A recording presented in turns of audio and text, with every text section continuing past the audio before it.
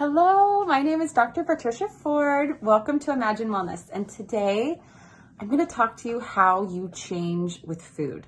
What does that even mean? How do you change? You have a behavior, you want to change it, and you're just so frustrated because you can't do it. You can't change. Or you've tried and it's only lasted 6 to 8 weeks, and now you're back to square one. How can you change? What does that look like? So you have a behavior, let's say soda. You want to drink less soda. You don't want to drink soda. You want to change how you drink soda. You have to look at a few things.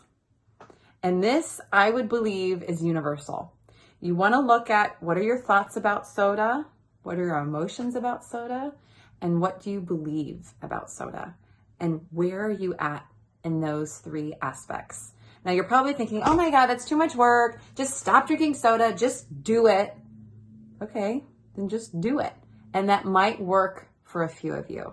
But for most, it does require the deeper work. And the deeper work might be looking at your thoughts. What are you thinking about soda? What are the things that led up to drinking the soda? And that would be circumstantial. But what actually are your intrinsic inside thoughts, inside dialogue that you're having about the soda? And tell me about it.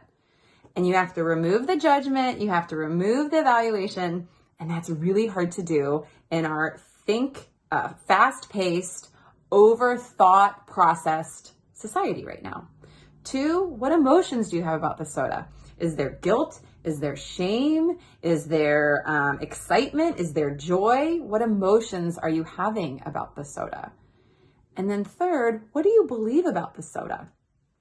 If you actually believe that soda is a reward for good behavior, of course you're going to drink it on a good day. You've done an amazing thing. It's a reward. Go engage. Go celebrate. Because you have this belief that you deserve good things. That's not a bad or a good thing. But what are your beliefs? Beliefs are really hard to get to because they take a safe place, a trusted advisor, mentor, or coach, to actually realize what you believe. And you might have been given your beliefs at an early age. You might be in the midst of changing beliefs, and that can be another aspect in itself. But change requires some introspection, some slowing down, if you want the change to last. If you want this to be a long-lasting lifetime of health.